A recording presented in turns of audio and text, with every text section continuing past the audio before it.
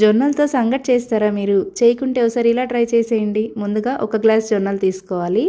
ఈ జొన్నల్ని ఒక రాత్రంతా కూడా నానపెట్టేసుకోవాలి. పొద్దున్నే లేచాక నీళ్ళన్నీ ఈ విధంగా వంపేసుకొని ఈ జొన్నలన్నీ కూడా ఒక పొడి క్లాత్ పైన పల్చగా ఈ విధంగా ఆరపెట్టేసుకోవాలి. జొన్నలన్నీ చెమ్మ లేకుండా ఆరిపోవాలి. చేత్తో తాకితే చల్లగా అనిపిస్తాయి, కానీ చెమ్మ అయితే ఉండవు. ఈ విధంగా పొడి పొడిగా అయిన తర్వాత మిక్సీకి వేసుకొని రవ్వ రవ్వగా పట్టేసుకోవాలి. ఇదంతా కూడా ఒక గిన్నెలోకి మార్చేసుకోవాలి. ఒక గ్లాస్ జొన్నలకి మొత్తం 4 గ్లాసులు నీళ్లు పడతాయి. 3 గ్లాసులు కుక్కర్ గిన్నెలో వేసుకోవాలి. ఒకటి వచ్చేసి జొన్న రవ్వలో ఈ విధంగా తడిపి పెట్టుకోవాలి. నీళ్లు బాగా తెల్లిన తర్వాత ఇందులో కొంచెం ఉప్పు వేసుకొని కొంచెం కొంచెంగా జొన్న రవ్వ వేసుకొని మంట మీడియం ఫ్లేమ్లో పెట్టుకొని ఈ రవ్వ అంతా కూడా మూత పెట్టుకొని ఉడికించుకోవాలి.